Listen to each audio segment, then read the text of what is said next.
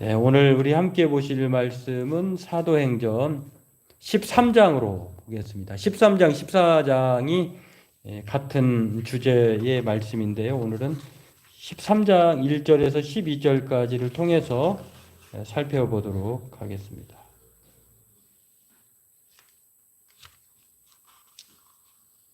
13장 1절에서 12절까지 읽도록 하겠습니다.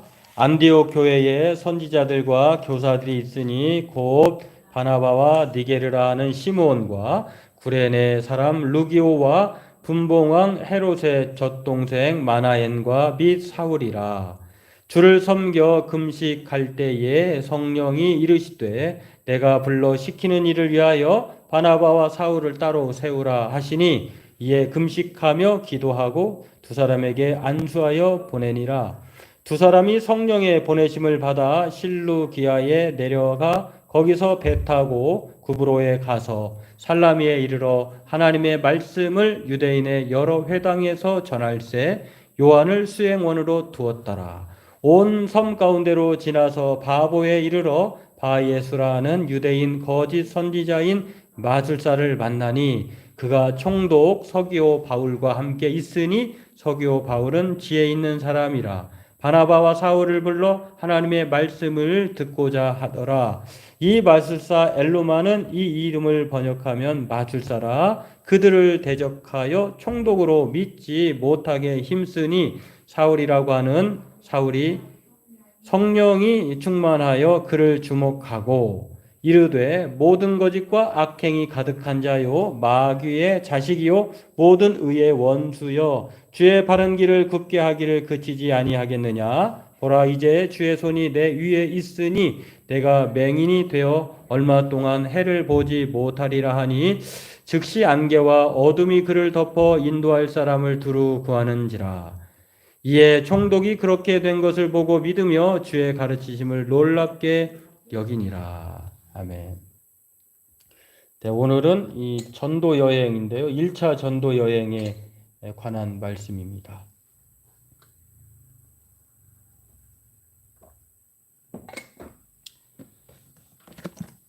네, 오늘 본문 우리가 13장, 14장 그리고 20장까지 보면은요.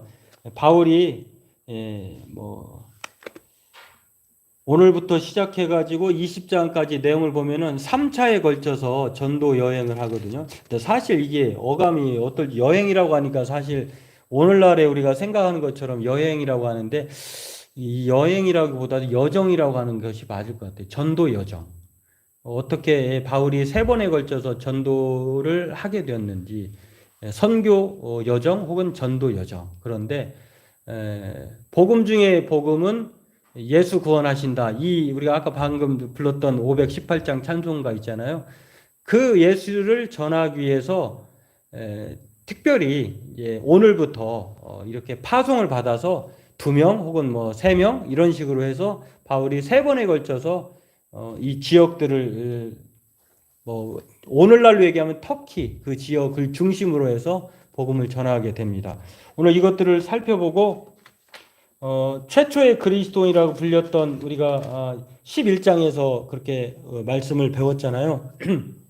이제는 복음이 유대인에게만 아니고 또 예루살렘만이 아니라 이런저런 이유로 인해서 땅끝까지 이제 퍼져나가게 되었는데 그런 과정 하나에서 사람들의 역할이 있었습니다. 근데 그런 사람들의 역할은 어떤 사람들이냐?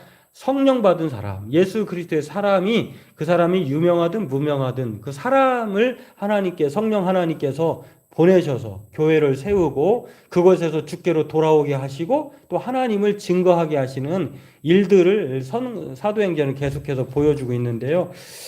오늘 우리가 읽은 본문의 주 두 주인공이 나오는데 바나바와 바울이라고 하는 사울이 나옵니다.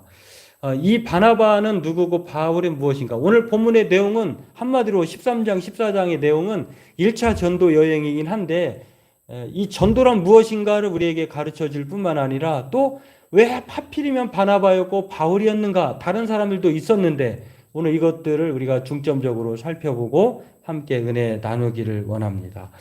최초의 그리스도인이라고 불려진 안디옥 교회가요, 흩어진 사람들로 인해서 이 이방 지역 지도를 보면요, 여기 이렇게 나와 있는데 오른쪽 그 별표 표시에 수리아의 안디옥이에요. 여기가 아람 지역이라고 하는 표시.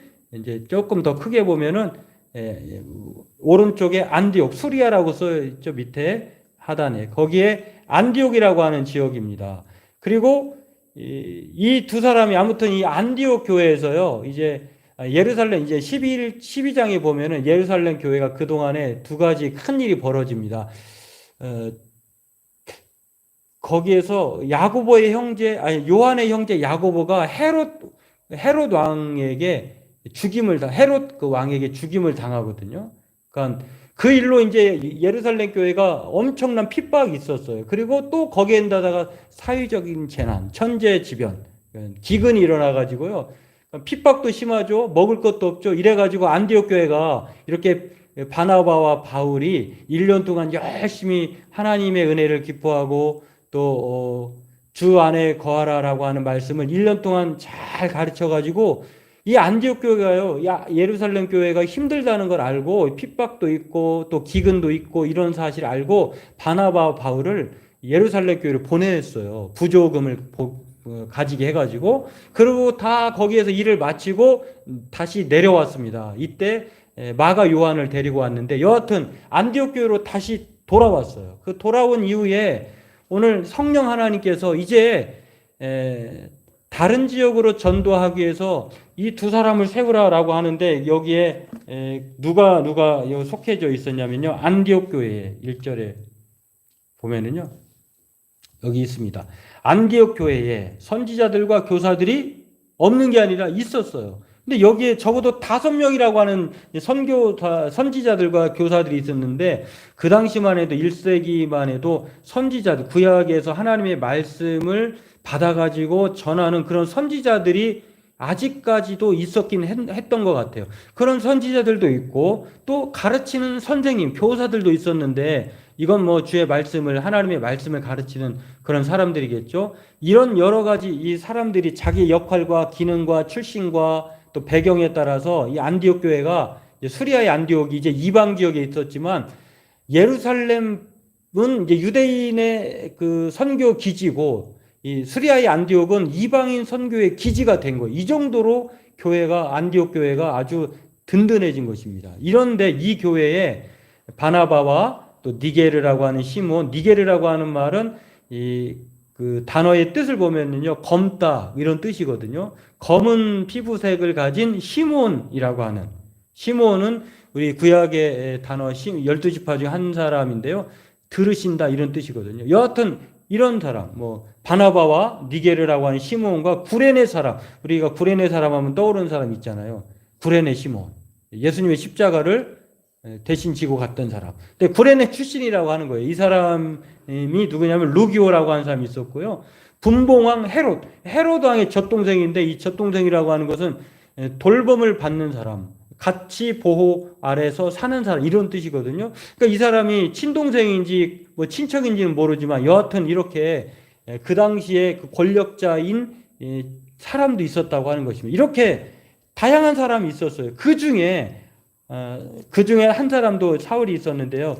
이 총 합치면 5명이 선지자들 아니면은 교사들인데 이 사람들 중에 성령이 콕 찍어가지고 바나바와 바울을 따로 세우라 이렇게 말했어요. 왜 세웁니까? 이 사람들을 통해서 아까도 말씀하는데 다른 지역에 이제 땅끝까지 복음을 예수를 전하기 위해서 이 사람들을 보내려고 이 딱 두 사람을 세운 것입니다. 근데 우리가 먼저 생각해 봐야 될 것은요. 이렇게 전도하기 위해서 성령 하나님께서 시키시는 일을 하게 하기 위해서 오늘 이 사람들을 따로 세웠다 이렇게 말하고 있는데 2절에 보면은요. 불러 시키는 일.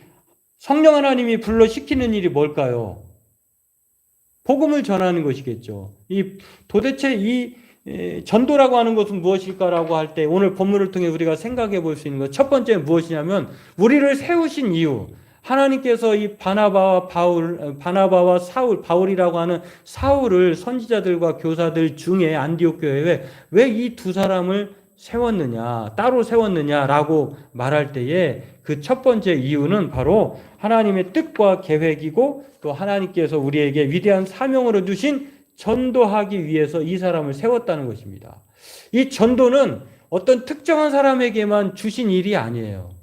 어떤 사명자에게만, 선교사에게만, 목사님에게만, 또한 신학을 공부한 사람에게, 기도를 많이 한 사람에게만, 또는 교회 직분을 받은 사람에게만 이런 일들을 준 것이 아니라 전도라고 하는 것은 도를 전하는 것이잖아요. 그런데 이것을 오늘 이 시키는 이 일을 위해서, 전도를 위해서 성령 하나님이 이 두 사람을 따로 세웠는데, 이 전도라고 하는 것은 바로 하나님의 뜻과 계획이고 또 우리를 위해서 하나님이 주신 위대한 사명이다라고 하는 것입니다. 그게 바로 사도행전 1장 8절에도 이 사람들이 성령의 사람들, 성령 받은 사람들, 성령이 하시는 일은요, 성령이 너희에게 임하시면 예루살렘과 온 유다와 사마리아와 땅끝까지 이르러 내 증인이 되리라. 내가 만난 예수님을 전하게 하기 위해서 성령을 주셨고, 성령 받은 사람들은 그것 때문에 전파할 그런 사명을 가진 것입니다. 또 예수님께서 승천하시면서 제자들에게 마지막으로 그들에게 권면하신, 명령하신 내용이 또 우리가 잘 아는 마태복음 28장에도 나오는데요. 거기서도 마찬가지예요. 너희는 내 이름으로, 예수 이름으로 세례를 주라. 그리고 땅끝까지 이르러 너의 증인이 되라. 라고 하시는 것들.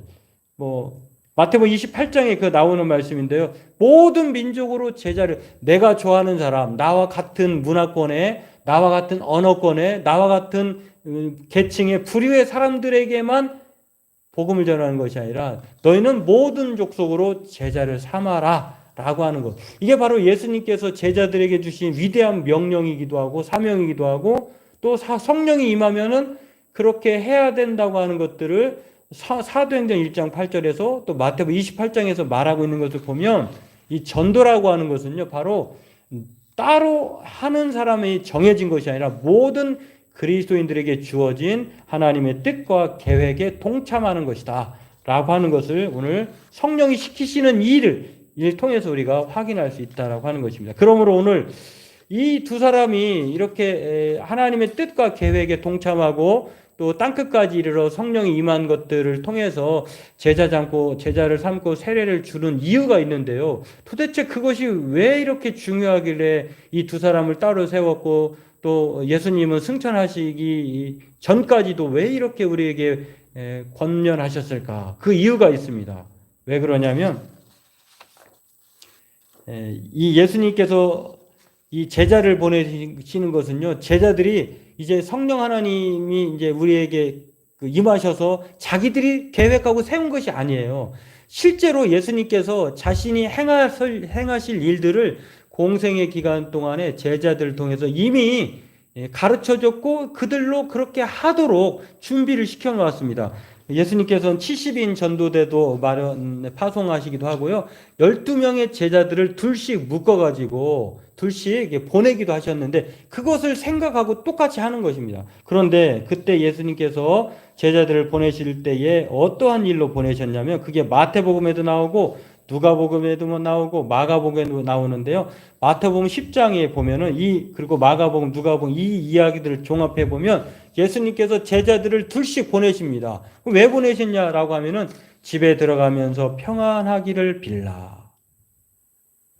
그 평안이 너희에게 돌아올 것이다. 합당하면 그들이 받을 것이고 받지 않으면 너희에게 돌아올 것이다. 다시 말해서 제자들을 보내실 때 그 이유는 평안을 전하기 위해서 보내신 거예요.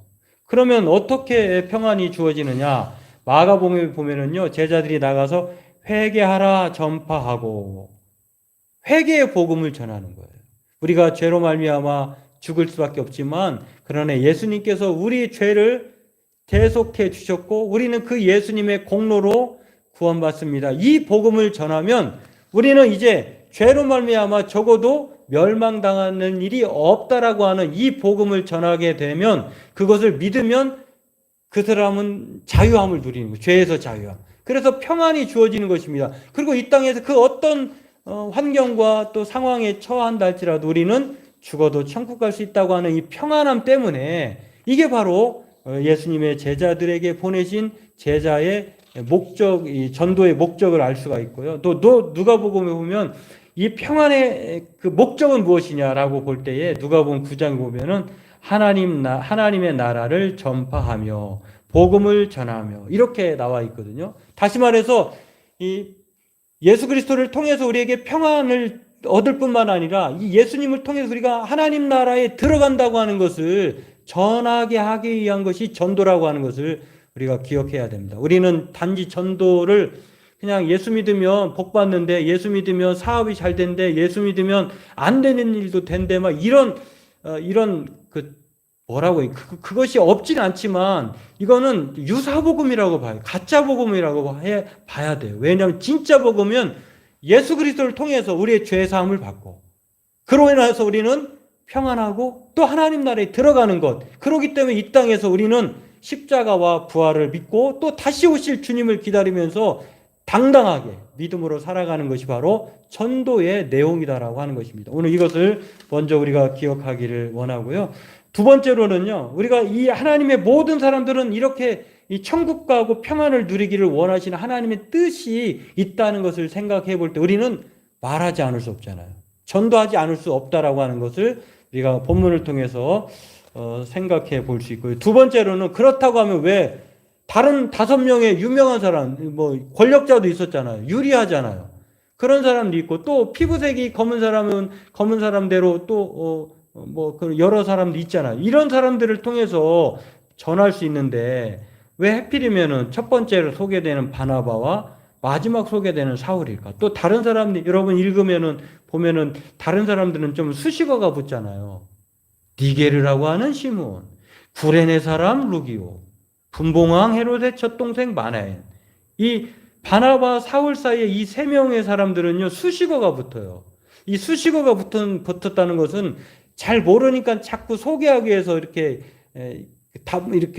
붙는 경우가 많잖아요. 아, 누굽니다 하면은 말하지 않아도 알잖아요.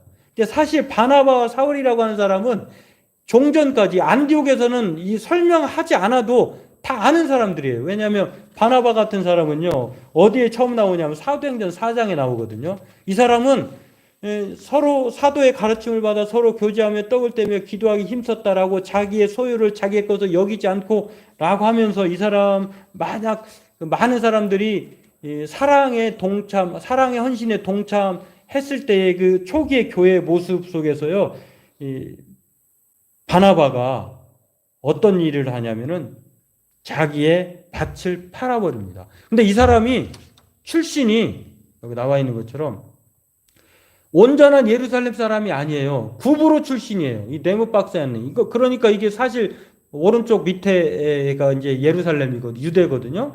완전히 멀리 떨어져 있는 사람이에요. 그런데 이 구브로 출신인데 이 구브로의 출신 중에서 이 사람은 레위족 사람이다. 사도행전 4장 36절에 나오거든요. 흩어져 있지만 유대인이에요. 레위 지파에 속한 사람이에요. 레위 지파는 사실은 상당히 제사장적 가문이잖아요. 그럼에도 불구하고 이 사람이 예수를 믿게 된 거예요. 그래가지고 레위족인데 이 사람의 또 다른 이름이 요셉인데요. 사도들이 일컬어 바나바라. 번역하면 위로의 아들이라. 이 사람이 밭이 있음에 그 밭을 팔아 값을 가지고 사도들의 발 앞에 두니라. 지금은 밭이 없어요. 이렇게 정말 이 훌륭한 인격을 가진 사람인데 이 사람이 지금 사도행전 9장에서 다시 한번 나옵니다.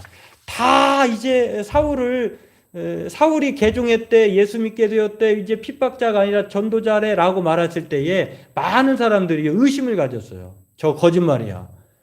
그거 만약에 속이고 우리를 화해의 악수를 청하면 우리를 다 잡아갈 거야라고 누구도 화해의 손을 내밀지 않았을 때, 그리고 심지어는 예루살렘 교회의 사도들마저 그것을 의심하고 있을 때 바나바가 이 안디옥에서 있었던 일들, 여러 가지 사울에게 그 다메섹에서 있었던 다소에서 있었던 일들을 얘기해 줘 가지고요, 교제의 친교를 나누게 가교 역할을 해준 사람이 아주 바나바예요. 그러니까 바나바는 모를 수가 없어요. 유대인들에게 아주 덕망받는 사람일 뿐만 아니라 성도들에게 이 사람이야말로 인품덕으로도 훌륭하고, 그래서 이 바나바를 선한 사람이다라고 하는데, 이 선한 사람이다라고 하는 것은 두 가지 뜻이 있는데, 인격적으로 훌륭하다라고 하는 것이군요. 또 하나는 심성이 착하다, 이런 뜻을 가져 있는데, 이렇게 바나바가 여러 가지로 인품도 되고 또 주의 복음을 전할 만큼 이런 이 선지자 중에 아니면 교사에 속했다고 하는 것입니다. 그렇기 때문에 바나바가 여기에 속한 것이고요. 또 하필이면은 또 한 사람이 바울이 있는데, 이 바울이 왜 속하게 되었느냐라고 말할 때에, 바울이라고 하는 사람 우리가 알다시피 이 사람은 핍박자였잖아요. 그러나 사도행전 9장에 보면 부활의 주님을 다메섹 도상에서 만나고 사흘 동안 보지 못하고 먹지 못하는 가운데 아나리아라고 하는 이 다메섹의 제자를 통해서 안수받고, 또 성령 하나님의 음성을 통해서 이 사람이 이제 다시 보게 되어서 건강을 되찾고 다메섹에서 핍박하러 갔다가 복음을 전합니다, 오히려. 그리고 그것이 퍼지게 돼서, 소문이 퍼지게 되어서 그를 다메섹에서 죽이려고 했을 때에 빨리 빼내가지고 피신시켜서 고향으로 돌아가게 했는데요. 그 일들을 예루살렘도 알았어요. 그리고 예루살렘에서도 그것을 인정을 했고, 그런데 지금 그런 바울이 바나바가 부르지 않았다고 한다면 안디옥에서의 1년 동안의 가르침도 없었을 것이고, 오늘 다시 안디옥에서 파송받는 일도 없었을 터인데, 그런 바울이 오늘 성경에 보면은요, 어떤 사람으로 나와 있냐면 사도행전 9장에 보면 예수님께서 친히 말씀하셨어요. 9장 15절에 주께서 이르시되 가라, 이 사람은 내 이름을 이방인과 임금들과 이스라엘 자손들에게 전하기 위하여 택한 나의 그릇이다.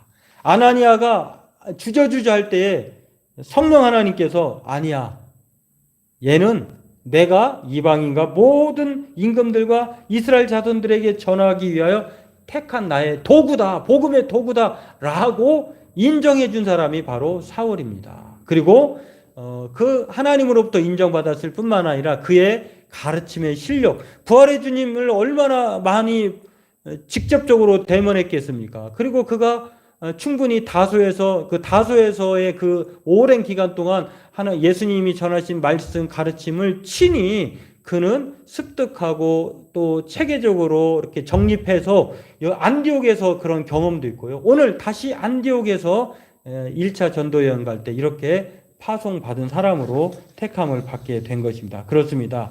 왜 바나바인가, 왜 바울인가 라고 말할 때 이 사람들은 준비된 사람이고 인정받은 사람들이었다라고 하는 것.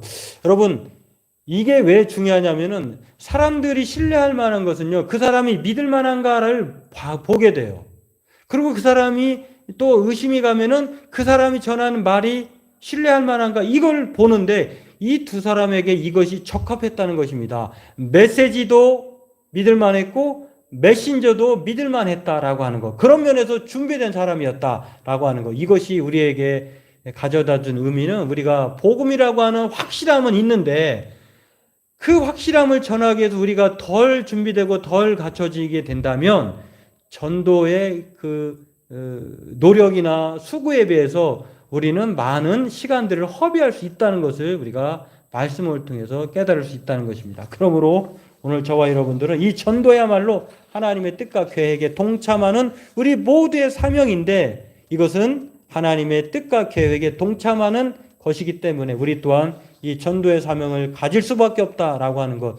그리고 그것은 바로 우리가 하나님의 사람으로서 전도의 메신저, 스피커가 되기에 부족함이 없도록 우리의 삶을 통해서, 말씀을 통해서 정말 예수님이라면 어떻게 하실까라고 하는 이 고민을 가지고 날마다 살면서 기회가 있을 때, 때가 있을 때마다 짝을 이루어서, 혼자가 안 되면은 성령 하나님이 날마다 말할 수 없는 탄식을 울리해서 친히 간구하신다고 했잖아요. 아니면 옆에 믿음이 좋은 분들 함께 협력해서 그렇게 도움을 받아서 정말로 주께로 돌아오는 일에 동참하는, 그래서 하나님의 뜻을 이루어 나가는 저와 여러분, 이 사역을 잘 감당하는 믿음의 사람, 또 좋은 믿음의 훈련을 통해 하나님 나라에 함께 들어가기 힘쓰는 저와 여러분 되길 주의 이름으로 소망합니다. 기도하겠습니다.